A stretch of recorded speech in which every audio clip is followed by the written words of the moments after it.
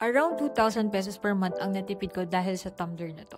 Hey kapitbahay, Elias here. Another budol-worthy find na naman ang item na to. Akala ko dati, nung nagsimula akong mag-work, required laging bumili ng kape sa mga coffee shops. Kasi, di ba, yun yung nakasanayan.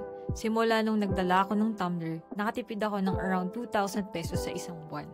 Kailangan ko lang magdala ng tumbler sa office and makakagawa naman ako ng espresso-based drink gaya nito. Napaka-aesthetic niya tapos may straw pa na retractable.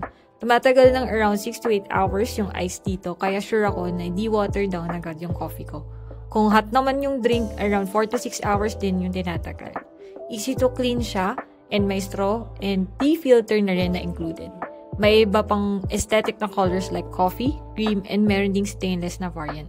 Kung coffee lover ka like me at gusto mo makatipid sa coffee, i-check out mo na yan kapitbahay.